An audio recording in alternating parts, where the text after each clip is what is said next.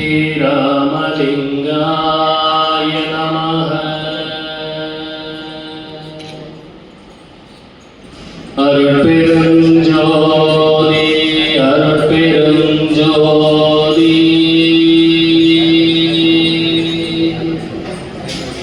தனி பெரும் கருணை அருட்பெருஞ்சோதி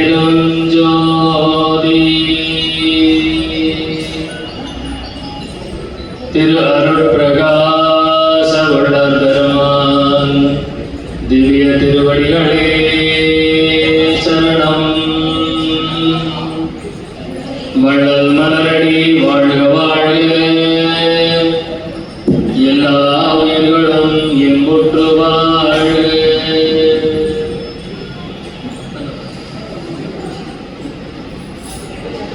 அனைவருக்கும் இனிய காலை வணக்கம். இங்கே எதை சொன்னாலும் எல்லாருக்கும் தெரிஞ்சது தான் சொல்ல வேண்டியிருக்கு. எல்லாருக்கும் தெரியாததை சொல்லணும் அப்படின்னா எதை பற்றி பேசுறது எனக்கு தெரியல. இருந்தாலும் இப்பொழுது இருக்கக்கூடிய அந்த சூழ்நிலை, இப்பொழுது நாம் வாழ்ந்து கொண்டிருக்கக்கூடிய இந்த காலத்திலே வள்ளல் பெருமானுடைய இந்த நித்திய கர்மவிதி, இந்திய ஒழுக்கம், கர்ம ஒழுக்கம், ஜீவ ஒழுக்கம், மன ஒழுக்கம் எப்படி சாத்தியப்படும்? இதெல்லாம் எப்படி சாத்தியப்படும்? அதையெல்லாம் கடைபிடித்து நம்மால் வாழ இயலுமா அப்படிங்கிறது ஒரு பெரிய கேள்விக்குறியாக இருக்கிறது. காரணம், வள்ளலார் சொல்றார், உலகில் சிறிதும் உடன்படியாவதை என்று சொல்வார். சார்பாக வாதனையை தவிர்த்தவன் உள்ளகத்தை சத்தியமை அமர்ந்ததும் உத்தம சத்குருவை அப்படின்னு சொல்றார். அது ரெண்டுமே யோசிச்சு பார்த்தோம் அப்படின்னா, இந்த உலகியல் நம்மளுடைய உள்ளத்திலே முழுவதுமாக இடம்பெற்றிருக்கின்ற ஒரு காரணத்தினாலும், இந்த உலகத்தை சார்ந்த இந்த வேதனையை தரக்கூடிய விஷயங்களில் எல்லாம் மட்டும் நம்மளுடைய உள்ளம் திளைத்துக் கொண்டிருக்கின்ற காரணத்தினாலும் நம்மால் அந்த நித்திய கர்ம விதியையோ இந்திய ஒழுக்கத்தையோ கர்ம ஒழுக்கத்தையோ முழுமையாக கடைபிடிக்க இயலும். வாஸ்தவமா இல்லையா? முழுமையாக ஞாபகம் வச்சுக்கோங்க. நம்ம கடைபிடிக்கிறோம் இல்லைன்னு சொல்ல வருது.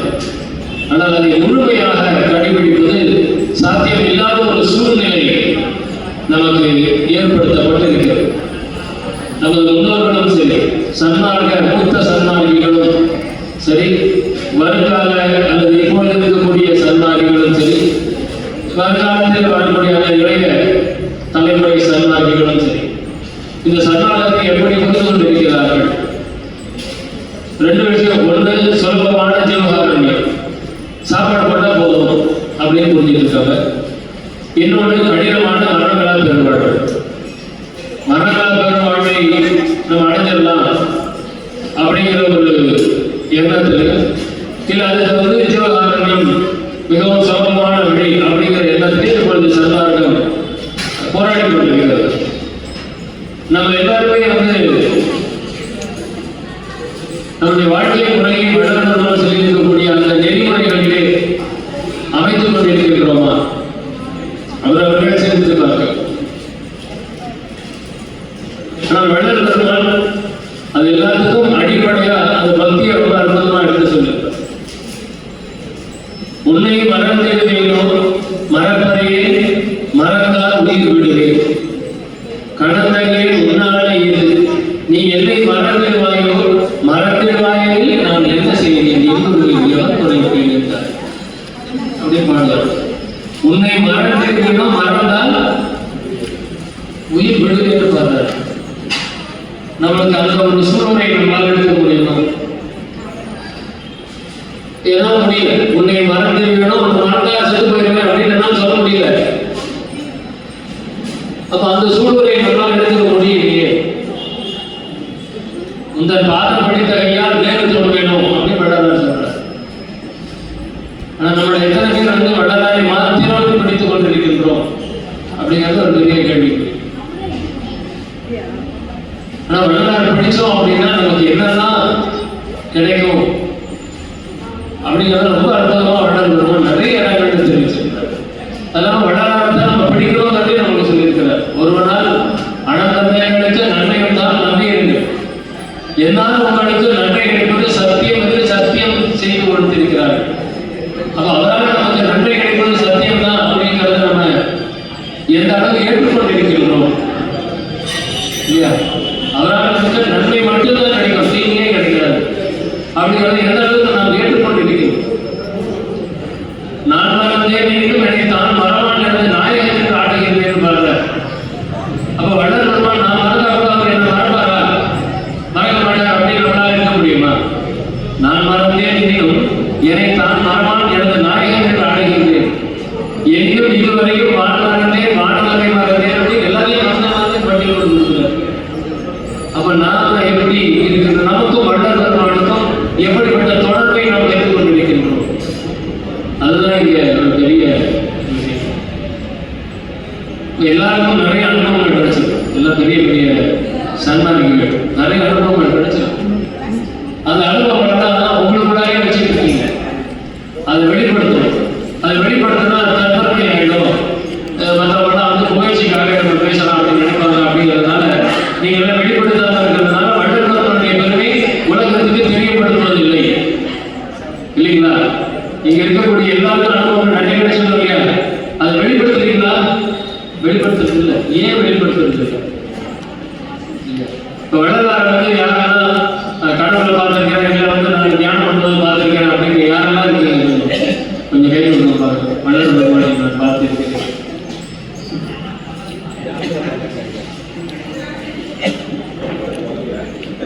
அப்போ இல்ல வள்ளல் பெருமானை பார்த்துருக்கேன் அப்படின்னா உடனே வந்து நம்ம அது கூட ஒரு பயம்.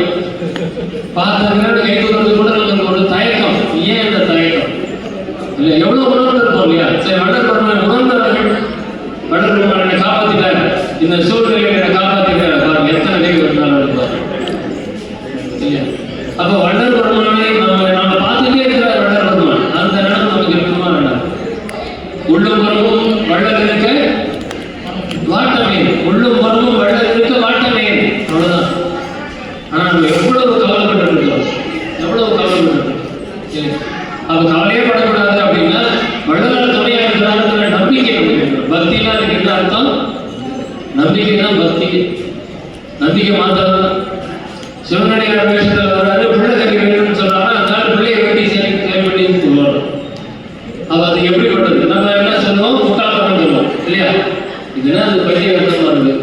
பிள்ளையை வெட்டி அது சிவனடியார் மேல கறி சாப்பிடலாமா? அங்க கேள்வி. அதான் நம்ம பகுத்தறி வாழ்க்கை கேட்கக்கூடிய கேள்வி. சிவனடியார் கறி சாப்பிடுவாரா? இல்ல அவர் தான் முட்டாள்தனமா பிள்ளையை வெட்டி கறி கொடுத்து சாப்பாடு கொடுக்கணும், இருந்தாலும் பிள்ளையை வெட்டி சாப்பாடு கொடுப்பாங்க அப்படின்னா அந்த இடத்துல நம்ம பார்க்க வேண்டியது ஒன்னே ஒண்ணுதான், நம்மளுடைய பக்தி நம்பிக்கை. சிவனடியாரை அவங்க பார்க்கறது இல்லை. யாரை பார்க்கறாங்க? சிவபெருமானாகவே பார்க்கிறார். அந்த அளவுக்கு சிவபெருமானாகவே பார்க்கிறார். அந்த மாதிரி சிவபெருமானாகவே பார்க்கக்கூடிய உணர்வு நமக்கு உங்க எல்லாரையும் நான் எப்படி பார்க்கணும்? எப்படி பார்க்கணும்? வள்ளலாரா பார்க்கணும். வள்ளல் பெருமானாகவே பார்க்கணும். அப்படி வள்ளல் பெருமானாகவே பார்க்கக்கூடிய அந்த உணர்வு இருந்தால்தான் நம்ம சன்மார்க்கின்னு அர்த்தம். அது உங்க எல்லாரையும் கூட இல்லை, எல்லா உயிர்களையும் என்ன இருக்கு? எல்லா உயிர்களையும் இருக்கிறாங்க இல்லையா? அகத்தும் புறத்தும் அப்படின்னு வள்ளல் பெருமான் சொல்றார். எங்க போனாலும் வெளியே போட்டு சொல்லியா, வெளியே போனாலும் நீ தான் இருக்கிறேன் அப்படின்பார் இல்லையா? அப்போ எல்லா உயிரினத்திலும் நிறைவு இருக்கிறான் என்கின்ற அந்த உணர்வு நம்மகிட்ட இருந்ததுன்னா எல்லா உயிரையும் வள்ளல் பெருமானை பார்க்கும்.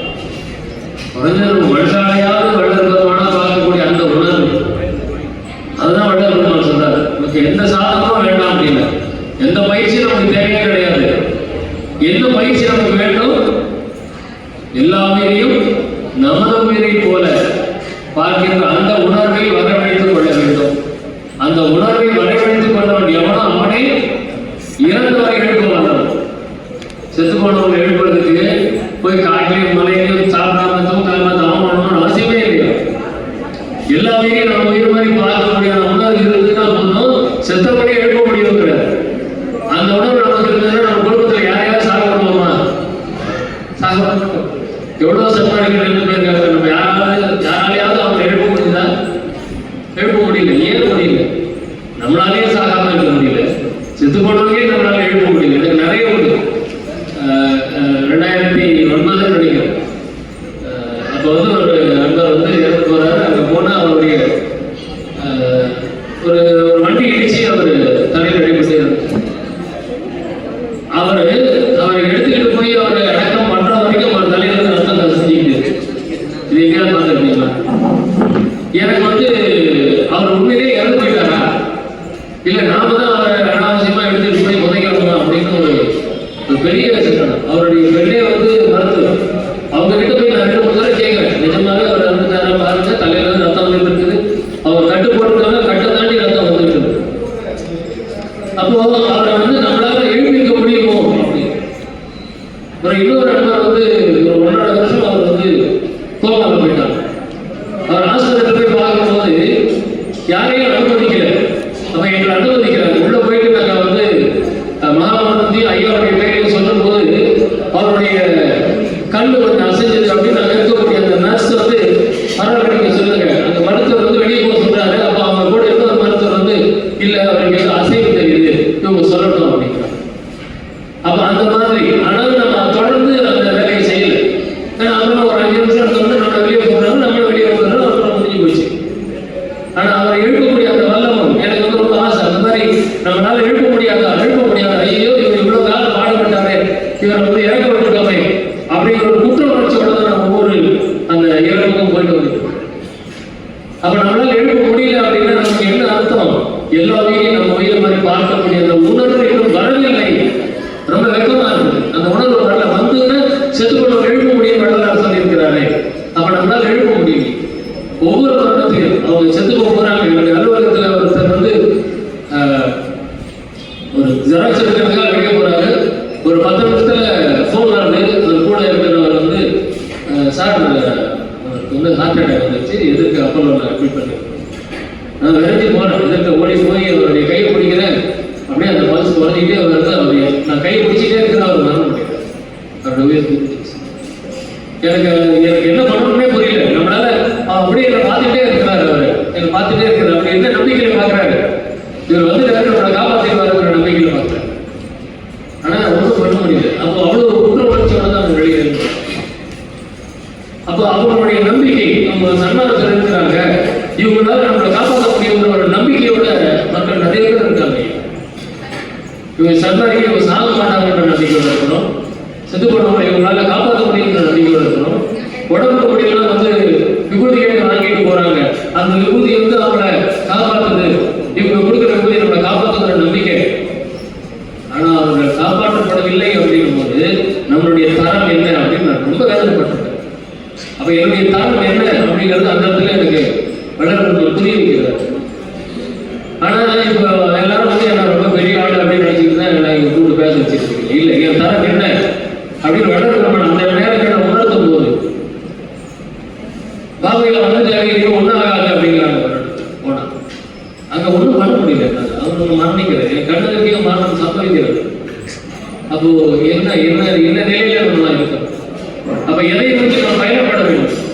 அப்பா நான் வேண்டுதல் வேண்டும், அனுப்புதல் வேண்டும், ஆர்வங்களுக்கு எல்லாம் நான் நட்பு செய்ய வேண்டும் அப்படின்னு வளர்க்கிறார் என்றார். அவர் அருள் அடையிறார்.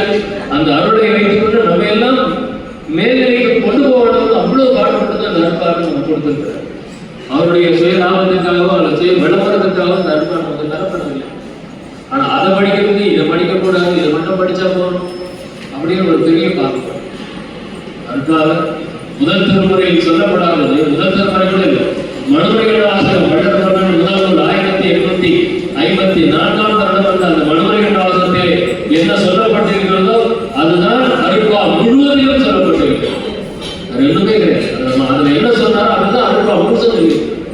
54 74 வரைக்கும் அவர் அதான் சொல்லியிருக்கிறார். அந்த உயிர் வேற, இந்த உயிர் வேற இல்லை, அது ரொம்ப மாட்டா, இது ரொம்ப வசதி கிடையாது, எல்லாம் ஒன்றுதான் அப்படிங்கிற அந்த உணர்வு தான் நமக்கு திரும்ப திரும்ப திரும்ப திரும்ப சொல்லி சொல்லி கொடுத்துருக்கோம். அந்த உணர்வை நாம் வரவேற்றுக் கொள்வதற்கு என்ன செய்ய வேண்டும், என்ன பண்ணணுங்க? அந்த உணர்வு நம்ம வரணும்னா என்ன பண்ணணும்? பெரியவங்களா இருக்கீங்க, எனக்கு கைட் பண்ணுங்கன்னு நான் சொல்றேன், எனக்கு சொல்லித்தாங்க. எங்க என்ன பண்ணா அந்த உணர்வு வரும்? யாராவது தயவு எல்லா உயிரையும் நம்ம உயிரை எப்படி பார்க்க முடியும்? அது எப்படி சாத்தியம்னு தெரிய மாட்டேங்குது. எப்படி சாத்தியம் ஐயா?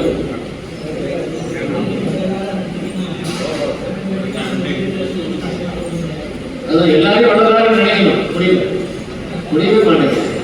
நிறைய பார்த்தா நம்ம எல்லாம் வளர்றாவே நினைக்கவே முடியலையே.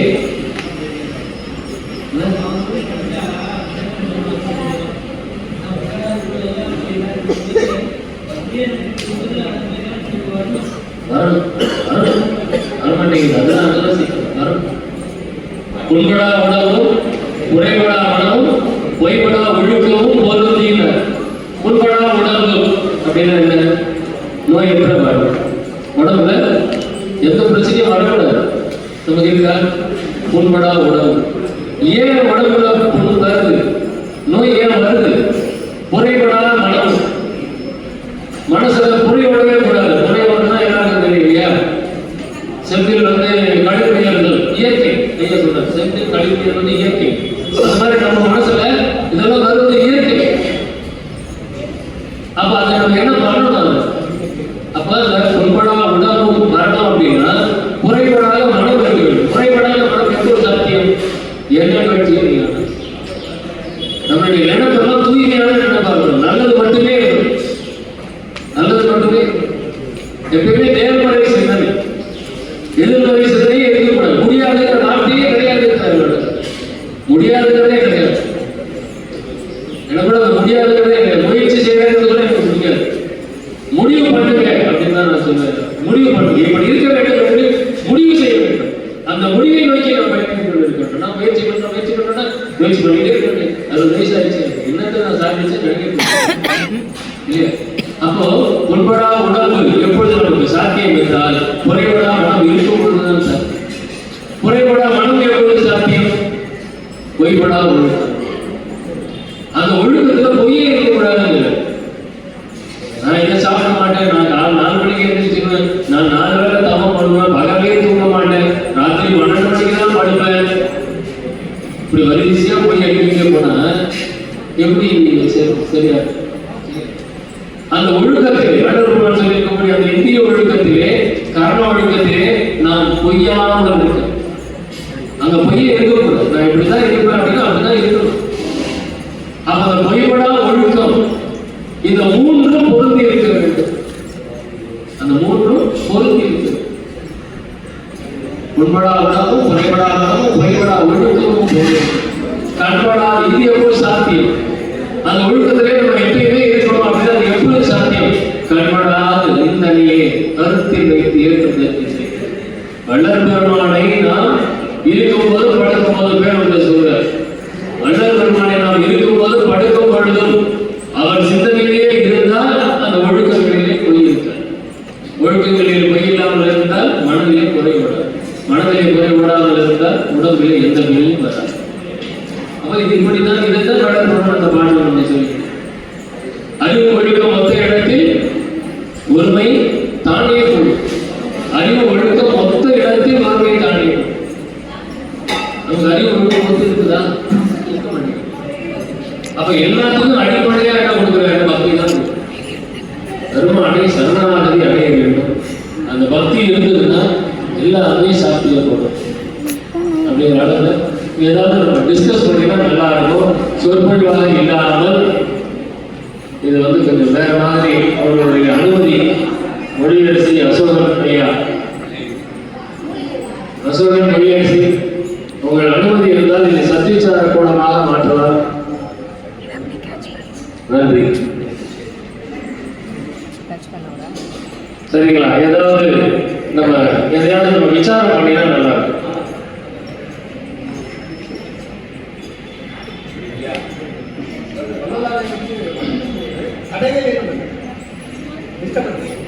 வள்ளலார் வழங்கலுக்கு தலைவர் வினை பயன். இந்த வினை பயன் நமக்கு எவ்வளவு பண்ணியிருக்கிறோம்? மூட்டை கட்டி வச்சிருக்கிறோம் இல்லைங்களா? அதனால நம்ம நல்ல வழியில போகணும்னு நினைச்சா கூட அந்த வினை பயன் நம்மளை ஜாலியாக மனசு எடுத்துக்கணும்.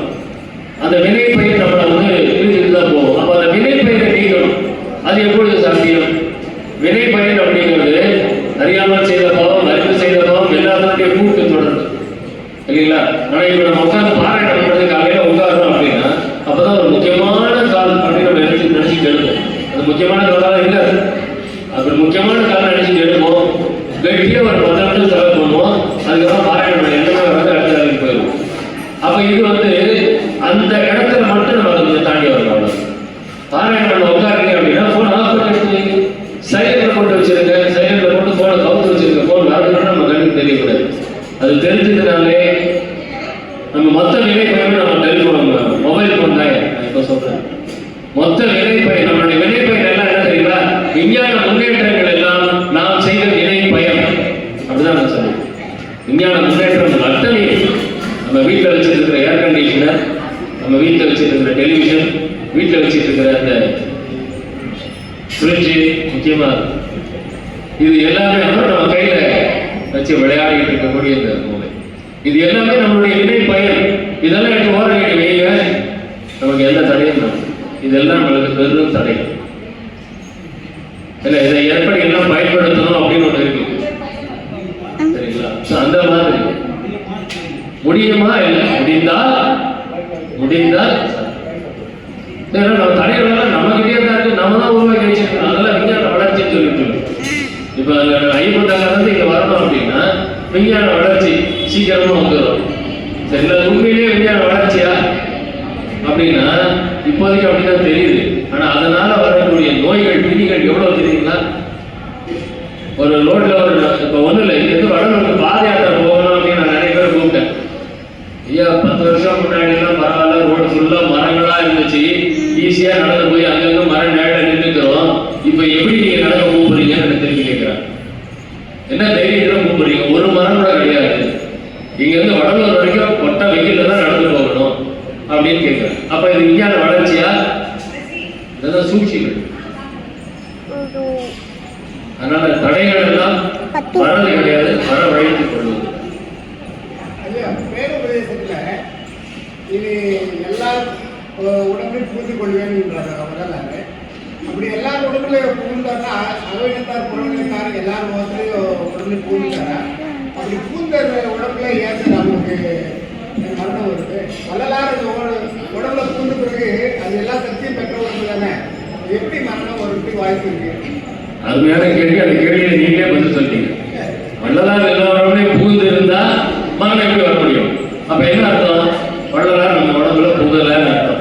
பேருபதேசம் எப்பொழுது செய்யப்பட்டது? கார்த்திகை மாதம் செய்யப்பட்டது. கார்த்திகை மாதம் தான் பேருபதேசம் செய்யறாரு. இது கடைசி வார்த்தையை சொல்றாரு. சொல்லிட்டு பேருபதேசம் பண்ணாரு, எல்லா வருடத்திலும் பூந்து கொண்டேன் அப்படின்னு சொல்றாரு. ஆனால் வள்ளல் பெருமான் கார்த்திகை மாசத்துல திருக்காப்பிட்டுக் கொள்ளவில்லை, தை மாசம் தான் திருக்காப்பிட்டுக் கொண்டு. அப்ப கார்த்திகை அப்புறம் தை மாசம் நடுவில் மாசங்கள் வருதா வரலையா? அப்ப அவர் அந்த மாதிரி எண்ணத்தோட சொல்லியிருக்கலாம் பேருபதேசத்துல. ஆனால் அந்த மாதிரி எதுவுமே சாத்தியப்படல. சரி, வள்ளலார் எல்லாரும் உடம்புலையும் புகுந்து கொள்வேன், அந்த எல்லாரும் கருத்து யாரு? இதுவரை இருந்தது போல் இனியும் வீழ்காலம் கழித்துக் கொள்கிறார்கள் அப்படின்னு சொன்னார் இல்லையா? அந்த வீழ்காலம் கழித்துக் கொள்கிறாமல் அந்த வள்ளல் பெருமான் சொல்லியிருக்கக்கூடிய அந்த நெறிமுறைகளை எல்லாம் கடைபிடிப்பவர்கள் எல்லார் உடம்பிலும் வள்ளல் பெருமான் சத்தியமாக புகுந்து கொள்வார். இது பூரணமாக கடைபிடிப்பார்கள். சத்தியமா நானும் சொல்றேன், பூரணமா. நான் 1% கடைபிடிக்கிறாங்கன்னு நினைக்க தெரியல. அப்ப பூரணமாக கடைபிடிப்பவர்கள் யாரையாவது நம்ம சந்திச்சிருக்கிறோமா? எல்லாரும் ஏதாவது காரணம் தான் சொல்லிட்டு இருக்கிறாங்க இல்லையா? இது ஏதாவது ஒரு காரணம், இது செய்யலாம் அப்படின்னா அதுக்கு ஒரு காரணம் தான் சொல்றாங்க ஒழிய நாம் அதை பூரணமாக. இப்ப என்னை தேடி ஒருத்தர் வேலூர்ல ஒருத்தர் வந்தார், கேட்க சங்கத்தில் தான் என்னை சந்திச்சார். சொற்பொழிவு பண்ணும் போது நான் வீட்டை விட்டு வந்துட்டேன், உங்களோடய இருக்கணும் அப்படிங்கிறேன். கேட்க சங்கத்தில் நான் சொற்பொழிவு பண்ணி முடிச்சோம். அவர் என்கிட்ட நிற்கிறார், நான் வீட்டுல இருந்து வெளியே வந்துட்டேன், இப்போ இனிமே உங்க கூடயே தான் நான் இருக்க போறேன், என்னை எப்படியாவது வள்ளலார் ஆகிடுங்க, நான் வள்ளலார் கூடவே இருக்கணும், என்னை எப்படியாவது வள்ளலார் ஆகிடுங்க அப்படின்னா. என்ன உன் குடும்பம் எப்படிப்பா அப்படின்னு கேட்டேன். எனக்கு 2 பிள்ளைகள், ஒரு பெண் பிள்ளை, ஒரு பையன். 13 வயசு 9 வயசுல குழந்தைகள் இருக்கிறாங்க. ஆனா எனக்கு அதெல்லாம் முக்கியம் கிடையாது. நான் அவங்கள்ட்ட சொல்லிட்டேன், உங்களுக்கு கட்சி ஊத்துறது தான் என் நம்பி நீங்க வாழக்கூடாது, எல்லாம் பெருமாள் பார்த்துப்பாரு, நான் என் வழியில தான் நான் போறேன், ரொம்ப வருஷமா நான் அவங்கள்ட்ட சொல்லிட்டு இருக்கிறேன், அதனால என்ன உங்களோட சேர்த்துக்கோங்க. என்ன பண்ணணும் அந்த சூழ்நிலை சொல்லுங்க? உண்மையிலே என்ன பண்ணிருக்கணும்? அவ்வளவு அப்படியா வாப்பா அப்படின்னு அவர் கூட்டிட்டு வரணுமா இல்லையா? கூட்டிட்டு வந்து கூடவே வச்சிருக்கணுமா இல்லையா? இல்ல, நான் அதை திருப்பி ஊருக்கு தான் வச்சேன். இல்ல, நீங்க உங்க கடமைகள் கொஞ்சம் இருக்குது, கொஞ்சம் பார்த்துட்டு வாங்க. இப்ப மறுபடியும் 1 மாசம் முன்னாடி திரும்பி வந்துட்டேன். நான் எவ்வளவு ஆசையோட வந்தேன் நான், நீங்க என்ன திருப்பி அனுப்பிட்டீங்க. எனக்கு ஏதாவது ஒரு வழி சொல்லுங்க, எனக்கு ஏதாவது ஒரு வழி சொல்லுங்க. எனக்கு அந்த உலகியல் இருக்கவே பிடிக்கல. எனக்கு உலகில் இருக்க பிடிக்கல. நான் வந்து கெட்ட பேர் எடுக்கணுங்கிறதுக்காக நிறைய கெட்ட விஷயங்கள் செய்ய ஆரம்பிக்கிறேன். என் வீட்டை விட்டு அவங்களே துரத்திடணும் அப்படின்னு எனக்கு கெட்ட பேர் எடுக்கணுங்கிறதுக்காக நான் கெட்ட விஷயங்கள் பண்ண வரேன் அப்படின்னு தான் பேசுறேன். அப்புறம் என்ன பண்ணுறது? வள்ளலார் ஆகணும், எனக்கு வள்ளலார்கிட்டே இருக்கணும் ஐயா, போதும் ஐயா எனக்கு அவரை வந்து நீங்க இது மாதிரி மன்றங்கள்லாம் ஆரம்பிச்சிருக்கீங்க, சபை ஆரம்பிச்சிருக்கீங்க, அதில் ஏதாவது ஒரு சபையில் என்ன போட்டுங்க, நான் பாட்டுக்கு அங்கே ஏதாவது பண்ணிட்டு உட்காந்துட்டு இருக்கேன், எனக்கு குடும்பம்லாம் வேண்டாம். என்ன சொல்லணும்? அவரை வரவேற்கணும்னா வேண்டாம்,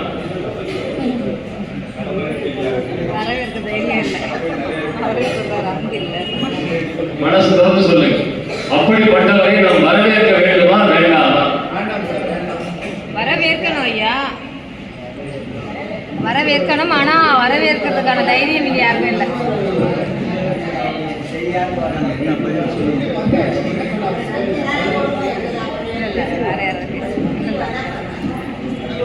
இங்கதான் நமக்கு பெரிய சர்ச்சை, இங்கதான் பெரிய பிரச்சனையே நமக்கு.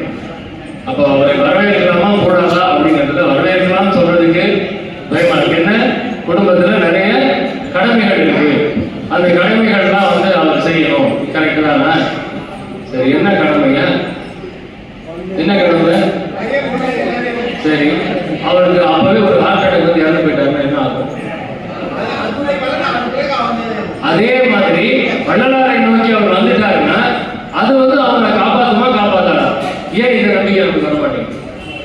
இறந்து விட்டால் அந்த குடும்பத்தை யாரோ காப்பாற்ற போறாங்க, எப்படியோ நடக்க போகுது அப்படிங்கிற அந்த தைரியம் நம்மகிட்ட இருக்கு. ஆனால் அவர் வள்ளலாராக வேண்டும், நான் நல்ல வழியில் நினைக்கணும் அப்படின்னு சொல்லும் போது அவரை வரவேற்பதற்கு நாம் தயாராக இல்லை. அப்போ வள்ளலார வந்து வள்ளலார நம்பிக்கை வச்சு வந்துட்டாருல்ல, அப்போ வள்ளலாரோட குடும்பத்தை பார்த்து பாருங்க, நம்பிக்கையே நமக்கு வர மாட்டேங்குது.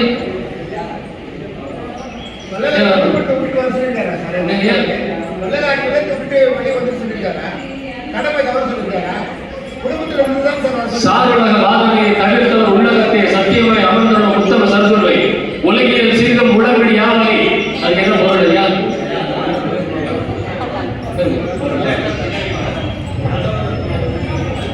இது எல்லாமே வந்து நாம இந்த உலகியல் இருக்கிறதுனால சொல்லப்படுகின்ற பதில். அவருக்கு கடமை இறந்து போயிட்டா அந்த குடும்பத்தை யாராவது காப்பாற்றலாம் மாட்டாங்களா? அப்பொழுது ஏற்றுக்கொள்கின்றோம் இல்லையா? அப்ப அந்த குடும்பம் அவர் செத்து போயிட்டாருன்னு நினைச்சுக்கிட்டோம், மன்னிக்கணும், காரணமா பேசுறதுக்கு மன்னிக்கணும். அவர் இறந்து விட்டார் என்ற நினைப்போடு இருந்தால் அவராவது போட்டு இன்னொரு வள்ளலாரா வர மாட்டார். அவர் இன்னொரு வள்ளலாரா மாறினா அவர் இன்னொரு வள்ளலாரா மாறுவதற்கு பயணித்துக் கொண்டிருக்கும் பொழுது அந்த செயல்பாடுகள் அந்த குடும்பத்தை காப்பாற்றுமா காப்பாற்றாங்க?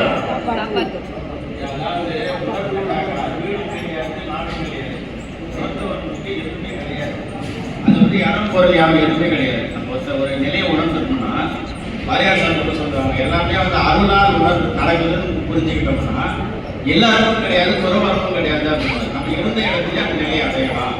இது வரைக்கும் யாரும் அடையல இல்லையா? அதனாலதான் அந்த கேள்வியை அடையல அப்படிங்கிற போறதுக்கு நாம் முயற்சி பண்ணிக்கிட்டே இருக்கோம், செஞ்சுக்கிட்டே இருக்கோம். சரி, வள்ளலார் பெருமாள் இல்லத்துல இருந்தாரா? ஐயாப்பா, இப்ப நாம வந்து அடைஞ்சிருக்கோம் அடையலாம்னு நம்ம நல்லா தெரியும். ஓகே இல்லைங்களா? இப்ப நம்ம அடைஞ்சவங்க நினைச்சுக்கிட்டு வருவோம், முயற்சி முன்னேறிக்கிட்டே வருவோம். நாமே அடையாள ஒரு நம்ம வந்து அடைஞ்சிட்டோம் நினைச்சுப்போம் அப்படின்னு தான் சொல்லிட்டு இருக்கோம். நம்ம அடைந்தோம் என்றால் அதற்கு ஏதாவது ஆபீஸ் வேலை செஞ்சுக்கிறோம், 30 நாள் நாங்கள் சம்பளம் கிடைக்கணும். இல்லைங்களா? நம்ம 15 நாள் சேலரி வரல அப்படின்னு நம்ம எதிர்பார்க்க முடியாது இல்லைங்களா? இல்லை, அதுதான். அதாவது இப்ப உலகியல் செய்து உடம்படி ஆகியன என்ன பொருள் இருக்கு? இப்ப நம்ம உலகியல் தான் இருக்கிறோம். ஐயா என்ன சொல்றாருன்னா, உலகியல் பற்றுக்கள் இருந்தால் அறிவியல் பற்றுலாம் நம்ம வந்து முழுசா பார்க்க முடியாதுன்றது தான் ஐயாவுடைய ஜட்ஜ்மெண்ட். அதேதான். ஒண்ணு, அவன் வந்து திருமணம் ஆகாதவனா இருக்கணும், முதல்ல முடிவு இருக்கணும். இல்லைன்னா முடிச்சிடலாம், இல்லைன்னா குடும்பத்தை முடிச்சவனா இருக்கணும்.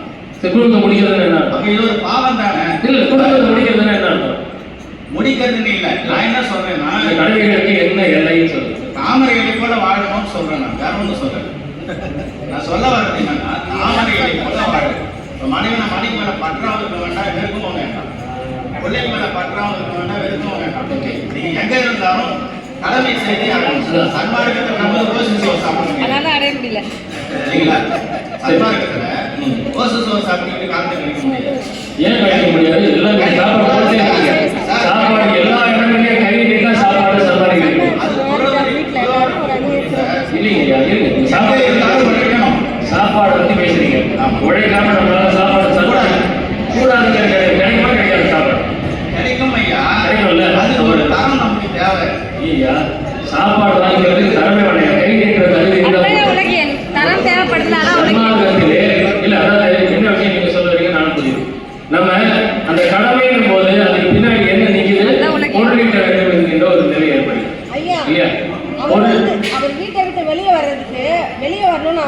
இல்லை அவங்க வீட்டில் வந்து அசைவம் சாப்பிட்றாங்க, இல்ல, அதனால இல்ல, நீங்க குறிப்பிட்டு அவரை பத்தி நம்ம பேசக்கூடாது. உதாரணத்துக்கு நான் அவரை எடுத்தேன், அது உள்ளார போகாதீங்க. அவர் அவங்க சொல்லுங்க ஐயா, எல்லாரும் சொல்றதுக்கு தான் ஐயா இப்ப பேசிட்டு இருக்கிறோம். ஐயா, நான் அதான் சொல்லிட்டாங்க. இது ஆகும். சொல்லுங்க. பேசுதா? ரைட். நான் எப்படி மைக்கு சொன்னா கிட்ட வச்சு. கிட்ட வைங்க. மைக்கு பக்கம் கிட்ட வச்சுக்கோங்க. இப்போ உதாரணத்துக்கு நானே சொல்றேன், 5 குழந்தைங்க, 2 புள்ள 3 பொண்ணு, எல்லாம் கல்யாணம் பண்ணிட்டு வேலை செஞ்சு எல்லாரும் செஞ்சு அதுக்கப்புறம் என்ன செஞ்சேன், நான் போய் ஒரு மடத்தில் போய் கேட்டேன். உங்க அப்பா உங்க அப்பா இருக்காரு, முப்பா ஐயா இருக்காரு, அவர்கிட்ட பயிற்சி பண்ணிருந்தேன். அவரையும் மீறி ஒரு இடத்துல அவருக்கு சொன்ன மாதிரி போய் எல்லாரும் அப்பா அடிக்கிறது, அப்பா அடிக்கிறது. ஏன்னா அவர் ஒரு காலத்தில் அவர் சொல்லியிருக்காரு, இந்த சமாச்சாரம் கொடுத்துருக்காரு. உதாரணத்துக்கு தான் சொல்றேன். அங்கே நான் படுத்தது 10 வருஷம் போனேன். 10 வருஷம், 1 நாள் 2 நாள் இல்லை, 10 வருஷம் யாரும் போக முடியாத சமாதியில் பாம்போடு நான் படுத்துருந்தேன். எல்லாம் அனுபவிச்சுட்டேன், தீர்ப்பு. ஆனால் அவர் என்ன சொன்னார் தெரியுமா, வெளியே சுத்தம் படிக்காதடா, வெளியூர் சுத்தம் படிக்காத, உள்ளூர் சுத்தம் என்னை திருப்தி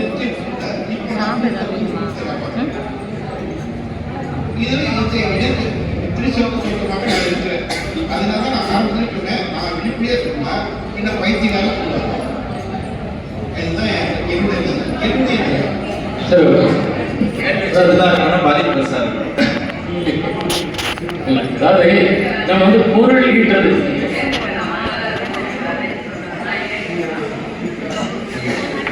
அதாவது நம்ம அந்த கடமைன்னு சொல்லும்போது அது பின்னாடி என்ன தொக்கி நிற்குதுன்னா பொருள் ஈட்டணும் தொக்கி நிற்குது. பொருள் ஈட்டணும் அப்படின்னா நம்மளுடைய முழு நேரமும் பொருள் ஈட்டத்துக்கு போயிடும். அருளிகளுக்கு வர முடியாததுக்கு காரணம் என்ன, நம்ம பொருள் சம்பாதிக்கிறதுக்காக போனதுனால தான். இப்போ பொருள் சம்பாதிக்க வேண்டிய அவசியம் யாருக்கு இல்லாமல் இருக்கும்? எல்லாருக்குமே பொருள் பொருள் இல்லாம நாம எந்த ஒரு துறவரத்தில் இருக்கிறவங்களுக்கு என்ன பொருள் தேவைப்படுது? அவங்க காலம் வந்து என்ன கிடைக்கும்? ஐயா இல்ல, இப்ப கூட பையன்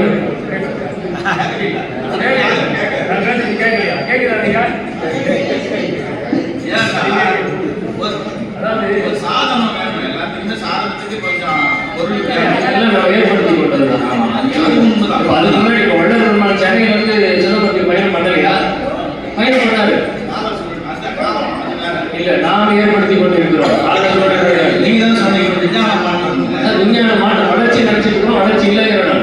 இப்ப நான் ஐயப்பன் நாளிலிருந்து இங்க வரணும் அப்படின்னா விஞ்ஞான வளர்ச்சி, காரில் வேகமா வந்துட்டேன், சீக்கிரமா வந்துட்டேன், கரெக்ட். ஆனா அதனால நான் என்னென்ன பிணிகளை சேர்த்துட்டு இருக்கிறேன் அப்படின்னா சவுண்ட் பொல்யூஷன், எத்தனை சத்தம் சுத்தி, அப்புறம் எவ்வளவு புகை, கார்பன் டை ஆக்சைடு மொத்தம் சுவாசிச்சது, ஆக்சிஜனே சுவாசிக்கல இல்லையா? அதை சுத்தி மரங்கள் எடுத்து நடந்து போயிட்டு இருந்தாங்கன்னா அவங்க ஆக்சிஜனை சுவாசிப்பாங்க, ஆயுள் மீறி இருக்கும். ஆக்சிஜனை சுவாசிக்காதனால நமக்கு ஆயுள் கம்மியாக போகுது இல்லைங்களா? அப்போ இது வந்து விஞ்ஞான வளர்ச்சி கிடையாது. நம்மளுடைய விஞ்ஞான வளர்ச்சி அடைக்கிட்டே இருக்குது, ஆனா நம்மளுடைய மெய்ஞானம் சுருங்கிக்கிட்டே போகுது. அதனால தான் சாமி கும்பிட்றதுக்கு சின்ன பசங்க யாரும் வரல. எவ்வளவு பசங்க இருக்கு யோசிச்சு பாருங்க. இந்த நிலைமையில இப்போ இது திருச்சொல்லி இருக்குமா இருக்கு வரலாறு நாம் ஒருவது ஐயா ஒண்ணும் இல்லை. அதாவது வரலாறு நாம் கஷ்டம் அது இல்ல, அது வந்து ஒரு உதாரணத்துக்கு எடுக்கிறேன். வள்ளலாரை நோக்கி பயணம் பண்ண வள்ளலார் ஆகணும்னு இப்ப நீங்க நினைச்சீங்க அப்படின்னா அதற்கு என்னென்ன தடைகள்? ஐயா முதல்ல கேட்ட கேள்விக்கு தான் வந்துருக்கிறேன். இப்போ தடைகள் இருக்குது. தடைகள் ஏன் வருது? தடைகள் ஏன் வருது? குடும்பம், நட்பு, உறவு, நண்பர்கள் அத்தனையும் நமக்கு பெரிய தடைகள். ஐயா சொல்லியிருக்கிறாரா இல்லையா? புகழ் கரணம் உற்றவரும் பெற்றவரும் உடைமைகளும் உலகியலும் குற்ற துணை அன்றே நிறைய நம்ம புரிஞ்சுக்கல. இப்போ வந்து எனக்கு வள்ளலார் ஆகணுமா, நான் சுத்த சர்மாரியா இருக்கணும், நான் வள்ளலார் ஆகணும் அப்படின்னு நான் முடிவு பண்ணிட்டேன்னா நான் என் குடும்பத்தை பற்றி கவலைப்பட வேண்டாம். அதை அவர் பார்த்துப்பாரு. ஏன்னா ஐயா கொடுக்குறாரு இல்லைங்களா? நான் வளர்க்குற செடிக்கு, நான் வளர்க்குற ஆடு மாடு பசு எதா இருந்தாலும் நான் தண்ணி ஊற்றணும், நான் சாப்பாடு போடணும். ஆனா நான் வளர்க்காத செடிக்கு யார் சாப்பாடு போடணும்? யார் பார்த்துக்கணும்? அது இறைவனுடைய அருள் நியதியின் கடமை. அப்போ நான் வளர்க்கல. ஏன் அப்படின்னா நான் இதை நோக்கி பயணம் பண்ணிக்கிறேன். அதனால எனக்கு எந்த உறவும் கிடையாது. பந்தப்பட்டு, கடத்தல் பற்று, தேகப்பற்று, ஜீவப்பற்று, எந்த பற்றும் எனக்கு இல்லை. பற்றால் நான் பற்றிய கல்வி பற்றுகள் அனைத்தையும் பற்றரை விட்டு அருளம்பல பற்றை பற்றினே ஏற்றும் இறங்கியது. எல்லா பற்றையும் விட்டுட்டு அருளம்பலத்தை பற்றினா தான் நம்ம இறைவாமை பெற முடியும் அப்படின்றார் இல்லையா? அப்ப நாம அந்த குடும்பத்தை விட்டுட்டு வந்தா அந்த குடும்பத்தை காப்பாத்தி வந்து நான் ஊர் சுத்திட்டு இருந்தேன்னா அங்க வேலை இல்லை. அதை முதல்ல புரிஞ்சுக்கணும். நான் வந்து குடும்பத்தை விட்டப்பா வள்ளலார் வெளியில இருக்கிறேன், வள்ளலார் காப்பாற்றுவார்னு வெட்டியா பேசுறவங்களை பத்தி நான் பேசுறேன். நான் வள்ளலாக வேண்டும் என்று நித்திய கர்ம விதியும் நித்திய ஒழுக்கம் கர்ம ஒழுக்கத்தையும் முழுமையாக கடைபிடிக்கக்கூடிய ஒருவருடைய குடும்பத்தை வள்ளல் பெருமான் காப்பாற்றுவார் என்ற நம்பிக்கை நமக்கு ஏன் வரவில்லை? அந்த நம்பிக்கை வரணுமா வேண்டாமா? அதை வள்ளலார் காப்பாற்றணுமா காப்பாற்றக்கூடாது? அப்புறம் எதுக்கு அவரு? கண்டிப்பா காப்பாத்துவார் சார். அப்புறம் எதுக்கு அவரு? கண்டிப்பா காப்பாத்துவார். அப்புறம் ஏன் நம்ம கடமை விட்டுட்டு வந்தோம்ன்ற ஒரு குற்ற உணர்வு வரும் பார்த்தீங்களா? ஏன் வருது? எவ்வளவு ஞானம்.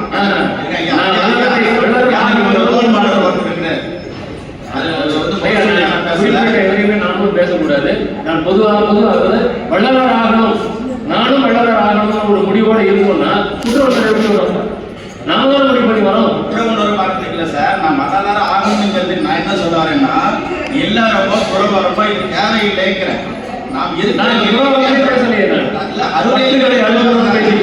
அருளிகளுங்கிறது துறவரத்து சார்ந்ததுதான். நான் என்ன சொல்ல வரேன்னா, எங்க இருந்தாலும் பெறலாம்ங்கிறது என்னுடைய பதில். எங்க இருந்தாலும் எங்க எப்படி இருந்தாலும் நம்பிக்கையை விட உழைப்பு வேணும் சார் அதிகமா. அதுதான் உழைப்பு தான் எங்க சாத்தியம் கேட்கும். பற்றுகள் இல்லாத இடத்திலே தானே உழைப்பு சாத்தியமா? உழைப்புங்கிறதே நம்மளுடைய சிந்தனை தான் சார். அவர் என்ன சொல்றாருன்னா, உழைப்பே நம்மளுடைய சிந்தனை. சொன்னீங்க பார்த்தீங்கன்னா ஐயா, இருக்கும் போதும் படுக்கும் போதும் காதல் விசாரத்தோட இன்னும் ஐயா சொன்னார்ல, அது எப்படி சாத்தியம்? அருளியல்ங்கிறது ஒரு காதல்.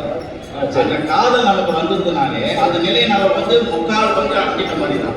முக்கால் தான் நேரம் முழுமையான அதுக்காக அந்த அளவு நம்ம அவ்வளவு தூய்மையான முக்கால் இல்லை 99% கிடைக்கலை தாண்டியெல்லாம் 1% கீழ் விழுந்தா மரணம் தான். ஆமா சார், நம்ம எல்லாரும் இங்க சேர்த்து விழுந்துட்டோம்.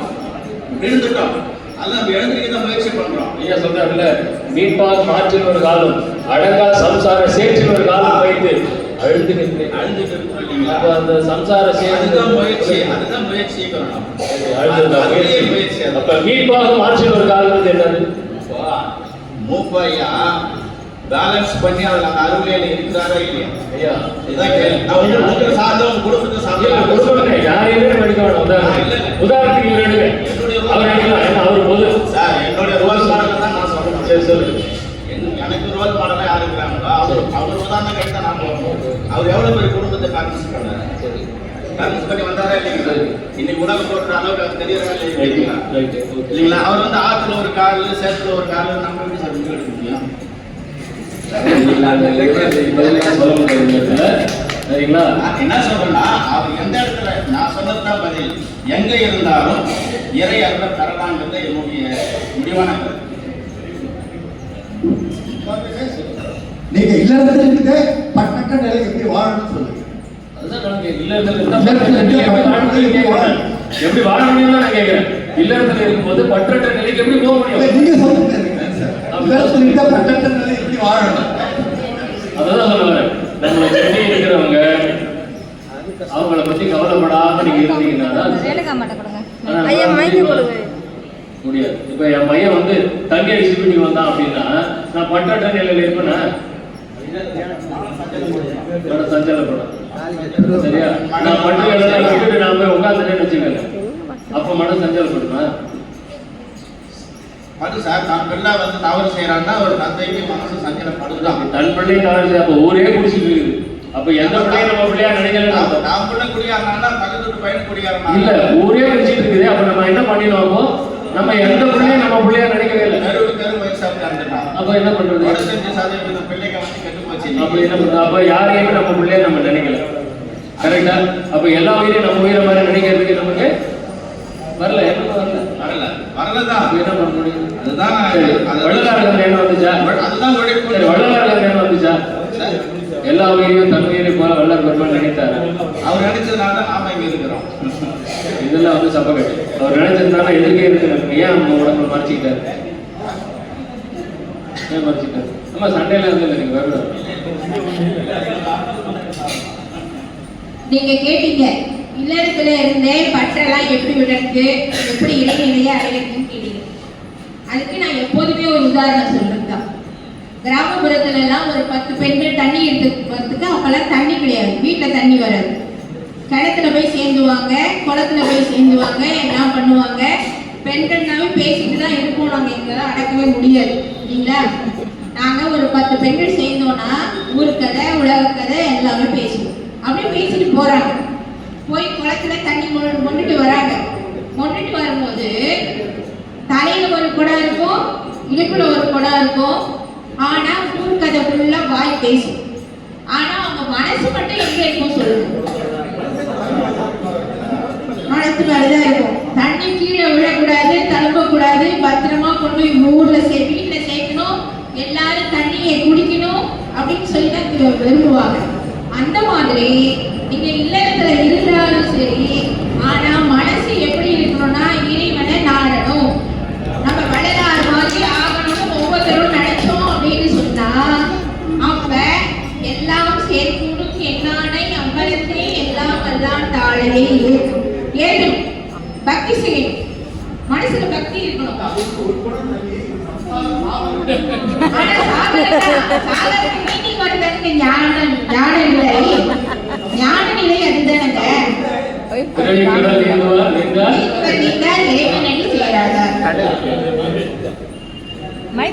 அந்த மாதிரி அக்கா சொல்ல வந்த செய்தி என்ன கேட்டீங்கன்னா, எத்தொழிலை செய்தாலும் ஏதாவது பட்டாலும் முத்தர் மனம் கொடுத்து தாதி விளையாடி கைவீசி வந்தாலும் தாதி மனம் நீர் கொடுத்து. என்ன அப்படின்னாக்கா, எந்த வேலையில எந்த செயல்ல இருந்தாலும் நம்ம எப்படி இருந்தாலும் அப்படின்னு தான் சொல்றது. எப்படி இருந்தாலும் அந்த நீர் கொடுத்தேங்கிறது வந்து அதுவே மோன நிலை. அந்த மோன உச்சத்துல நம்ம இருக்குது ஒண்ணு. அந்த நிலையிலே இருந்துட்டு உலக கடல்கள் வாழணும். ஐயா கேட்டாரு கடல் அப்படின்னா சாகரம் சம்சார கடல். 4 கடைசிக்கு ஒரே ஒரு கல்லு தான் இருந்தது.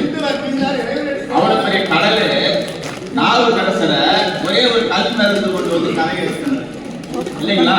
கடலே கரையேற்ற அதுல மிதந்த கல்லு தான் கரையேற்றுச்சு இல்லைங்களா. நம்ம கிட்ட அந்த தீமைகள் விலகும்னாக்கா ஐயா வந்து தூண்டி விட்டதுலாம் அவர் வந்து கையாள பேசுறாரு அப்படிங்கிற பொருள் இல்லை. அவரை தூண்டி விட்டதுனாலதான் நம்மளால பேச முடியுது இல்லைங்களா. தூண்டி விட்டாதான் அது வரும் வெளியில, இல்லைன்னா வராது. ஆகினால சம்சாரம் என்பது ஒரு கடல் தான். அதை சுலபமா கேட்டான் பெருமாட்டே சுலபமா கேட்டதான். கட்டை அப்படிங்கிறது அருளியல்.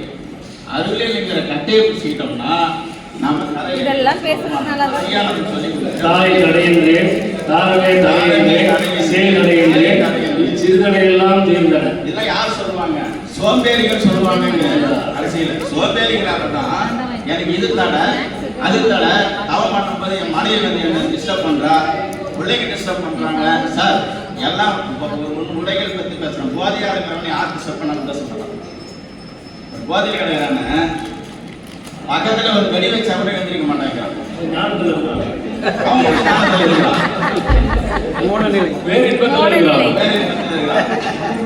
அப்ப அதை விட பெரிய பேர் இன்பம் நாம் அனுபவிக்கிற இன்பம். அந்த இன்பத்தில் இருந்தோம்னா மனைவியாலையும் தொல்லை இல்லை, பிள்ளைகளாலையும் தொல்லை இல்லை. நாம செய்ய வேண்டியது செய்துக்கிட்டே இருக்கணும்.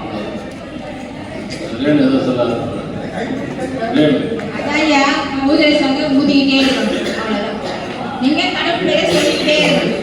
கடவுள் பேரை நினைந்து நினைந்து நெகிழ்ந்து நெகிழ்ந்துன்னு சொல்லிட்டாரு ஐயா. நீங்க அதை மனைவி போட்டுனீங்க அப்படின்னு சொன்னா மனமெல்லாம் பெருவாழ்வு கிடைக்கும் அப்படின்னு சொல்றாங்க. தாமரை இல்லை தண்ணீர் போல சேற்று புள்ள பூச்சிட்டு பாருங்க, அது சேற்றுல தான் இருக்கு. ஆனா அது வந்து சேற்றுல வந்து ஒட்டவே ஒட்டாது. அந்த மாதிரி நம்மளோட மனசை வந்து இறைவன்பால் செலுத்தணும். சதா ஆசானுடைய திருவடியை யார் நினைக்கின்றார்களோ அவர்களுக்கு எல்லாமே சித்திக்கும்னு ஐயா சொல்லியிருக்காங்க. எனக்கு தெரிஞ்ச அளவு சொல்லியிருக்கேன். 2 பெரியவங்க கவிஞர் இருக்காங்க, எழுத்தாளர்கள்லாம் இருக்காங்க. அவங்க முன்னாடி நான் பேசுறேன்.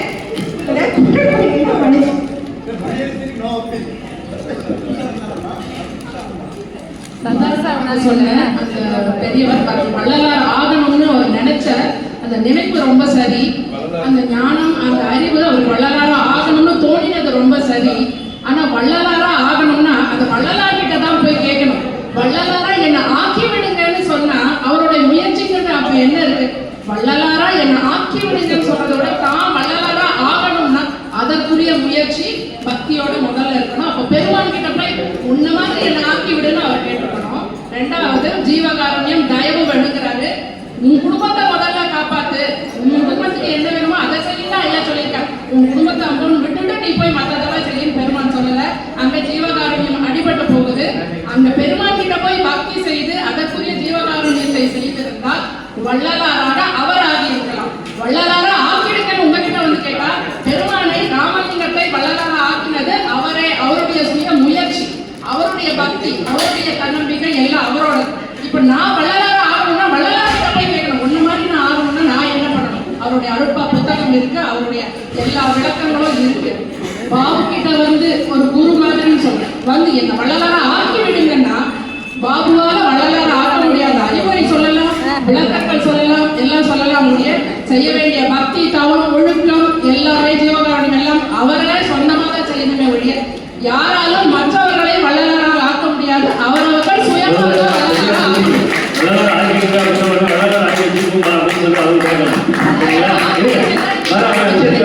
அவருடைய சுய முயற்சி என்ன வள்ளலாரா ஆக்க முடியும்னா நீங்க ஏற்றுக்கலாமே முதல்ல.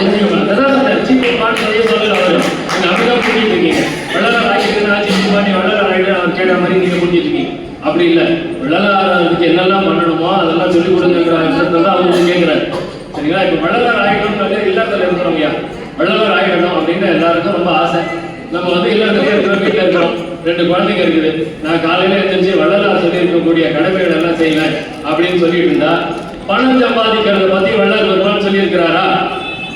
ஜீவகாருண்யத்தையும் மரணமில்லா பெருவாழ்வையும் குழம்பிட்டு இருக்கீங்க. ஜீவகாருண்யத்தை பத்தி சொல்லும் பொழுது உனக்கு சார்ந்தவர்களை நீ காப்பாற்ற வேண்டும் என்பது உன்னுடைய கடமை. அதை சிக்கனப்படுத்தி மற்றவர்களுக்கும் உதவி செய்ய என்று ஜீவகாருண்யத்தை அங்க சொல்லுகின்றார். ஜீவகாருண்யம் தான் பண்ணி நிற்பேன் நானே, இதெல்லாம் என்னுடைய கடமைகள், இதெல்லாம் நான் பண்ணி இருப்பேன் அப்படின்னா மரணமில்லா பெருவாழ்வு என்பது வேற ட்ராக். ஜீவகாருண்யத்தையும் மரணமில்லா பெருவாழ்வையும் குழப்பிக் கொள்ளக்கூடாது. ஜீவகாருண்யம் என்பது வேறு, ஜீவகாருண்யம் என்பது கருணை. மரணமில்லா பெருவாழ்வு எனக்கு வந்து அப்போ வீட்டுல வந்து ஐயா வந்து சொல்றாரு, காலையில 4 மணிக்கு எழுந்திரி 6 மணி வரைக்கும் அந்த சிந்தனையிலிருந்து 6 to 8 மணிக்கு குளியல் பண்ணு, 8 மணிக்கு அப்புறம் அந்த நித்திய கர்மத்தை படிச்சு பாருங்க. அதுல நம்மளால பொருள் ஈட்டுவதற்கு ஏதாவது அங்கே வசதி இருக்கின்றதா? ஆபீஸ் போறதை பத்தி வள்ளல் சொல்லி இருக்கிறாரா? பொருள் ஈட்டுவதை பத்தி கொஞ்ச நேரம் ஒதுக்கலாம் இல்ல. அது வந்து சாயந்தரம் இரவு உலகியல் விசாரம் செய்யலாம்னு இருக்கு. இரவு உலகியல் விசாரம் செய்யலாம் தான் குறிக்கப்பட்டிருக்கிறது.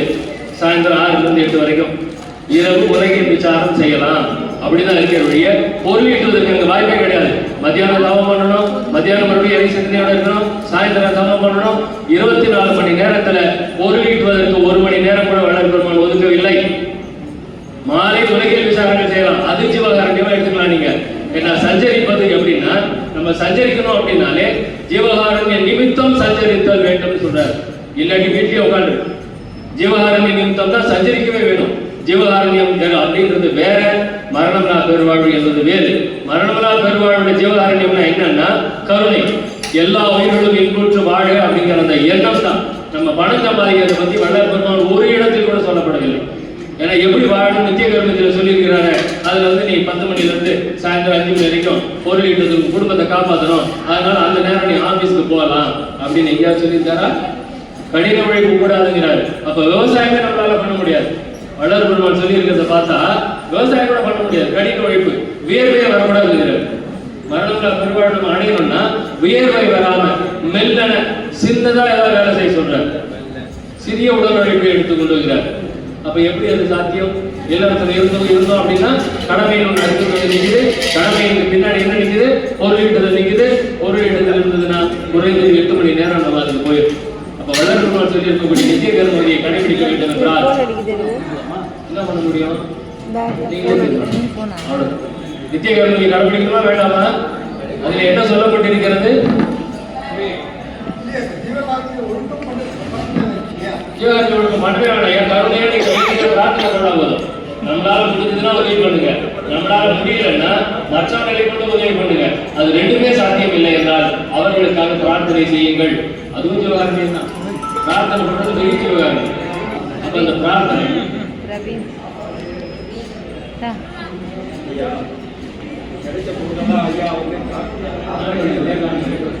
மைக் ஆன் பண்ணுங்க ஐயா. கிடைச்ச பொருளெல்லாம் வந்து ஐயா வந்து பொறுத்தவரையே கருத்து எடுத்தாரு. ஒரு காலத்தில் ஏடிஎம் வரக்கூடிய போது அவர் அப்ரூவ் பண்ணி வச்சாரு. பொருளாதாரம் இல்லாத பொருளாதாரம் ஒரு பெரிய உதாரணமாக இருக்கு. பொருளாசை நம்மளுக்கெல்லாம் இல்லை பொருளாசை அனாவசியமாக எதையும் தேடி பிடிச்சி எடுக்கிறதில்லை. ஆனால் நம்ம வர்ணனா பெருவாழ்வு வள்ளலார் நிலை அப்படின்னு சொல்லும் பொழுது சாதாரண வாழ்க்கையை வாழக்கூடிய நம்ம பேசல.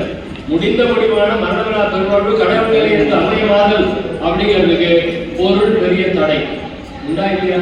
அப்ப அந்த பொருள் ஈட்டுதல் அப்படிங்கிறது குடும்பத்தில் இருக்கு தான் தேவைப்படுது. இல்லாட்டி இப்போ வந்து நான் எங்கள் அம்மா நான் வந்து குடும்பத்தில் விட்டு எனக்கு ஒரு வேளை சோறு போடுங்கன்னா நீங்கள் சோறு போட மாட்டீங்களா? ஒவ்வொருத்தரும் போட்டி போட்டிக்கு சாப்பாடு போடுவீங்க. ஒரு வேளை சாப்பாடு மட்டும் போதுமே. நம்ம வந்து மரணங்களா பெருவாழ்வுக்கு 3 வேளை சாப்பாடு வேணும் இல்லையே, ஒரு வேளை சாப்பாடு போட்டால் போதும். ஒவ்வொருத்தரும் நான் நீங்கள் போட்டி போட்டு கொடுப்பீங்களா மாட்டீங்களா? கொடுப்பீங்க. அப்புறம் என்னத்துக்கு எனக்கு வந்து ஒரு குடும்பம் வேணும்? எத்தனை துணி நமக்கு தேவைப்படும்? எவ்வளோ ட்ரெஸ் தேவைப்படும்? ஐயா வந்து 2 பீஸ் துணி வாங்கி வச்சாராம். அது கூட 2 கிடைச்சதான் தெரியல. நீ கொடுத்த பீஸை 9 லட்சம் பீஸா நினைச்சுக்கிட்டு நக்கலா பதில் கூட போடுவார். நீ கொடுத்த ஒரு பீஸ் 9 லட்சம் பீஸாக எடுத்துக்கொண்டேன் நக்கலா பதில் கூட போடுவார். அப்ப நமக்கு அதிகபட்சம் நமக்கு எவ்வளவு தேவைப்படும்? 1 உடுத்திக்கிறதுக்கு, 1 துவச்சி காய போடுறதுக்கு, 2 அதிகபட்சமா இன்னொன்று வச்சுக்கலாம் 3 இல்லையா? நம்ம எல்லாத்துல இருக்கிறோம் வள்ளலார் அன்னைக்கு பயணம் பண்றோம். நம்ம எல்லாருக்கும் எவ்வளவு ட்ரெஸ் நினைக்கிறேன். அப்ப நம்ம வள்ளலார் அன்னைக்கு பயணம் பண்றோமா? சரிப்பா இல்ல. அப்ப அவ்வளவு ட்ரெஸ் வரதுக்கு பொருள் வேணும். ஆசை மட்டும்தான் இருக்குது.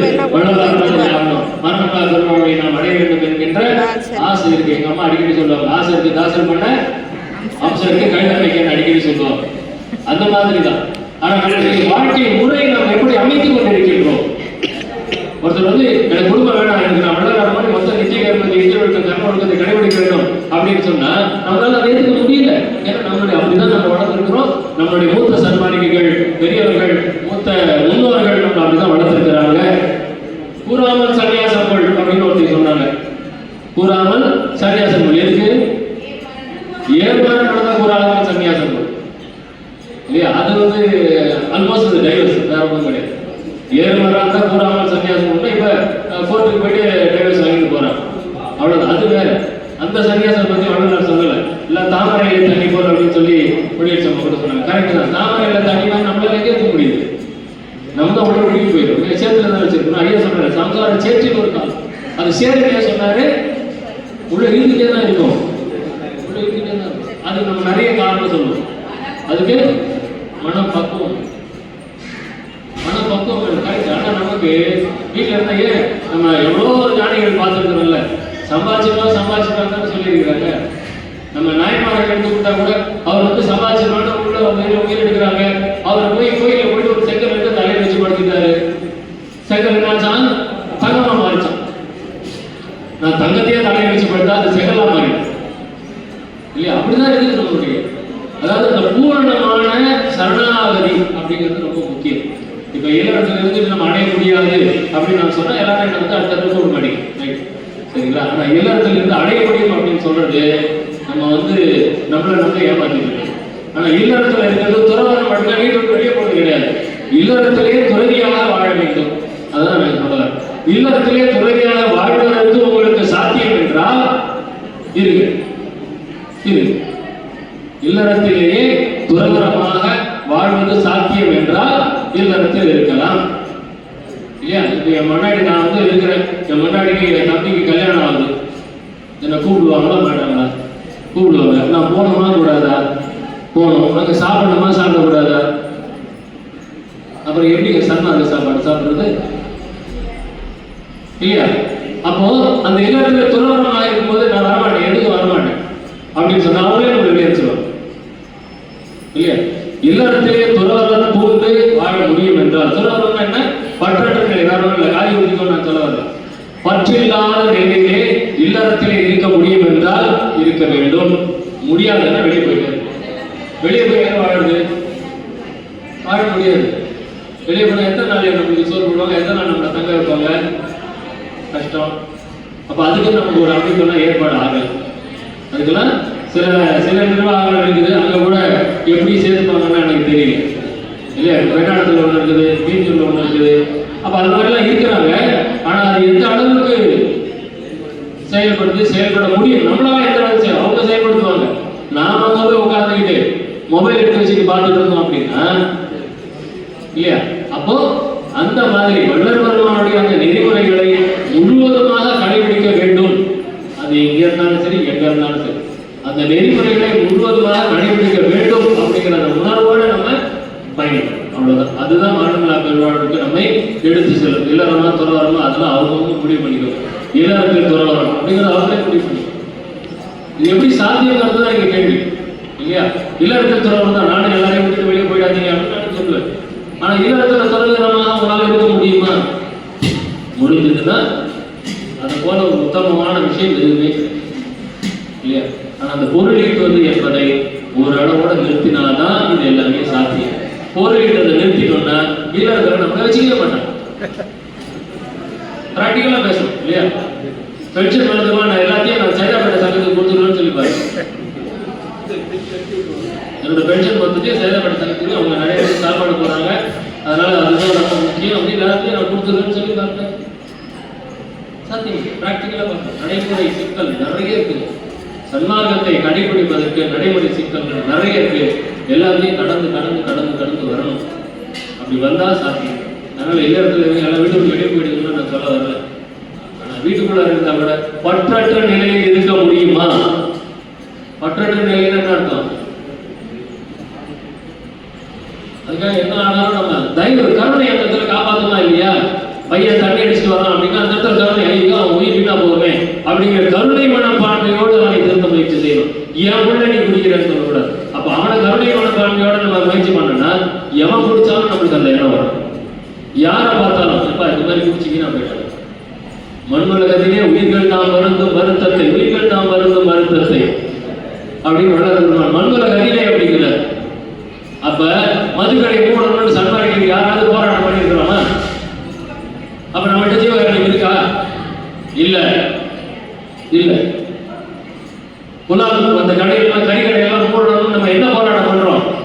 ஒண்ணும் இல்லை இல்லையா. அப்ப நம்மகிட்ட ஜீவகாரணம் இருக்கா? சாப்பாடு போடுறோம்னா ஜீவகாரணம் இருக்குன்னு அர்த்தமா?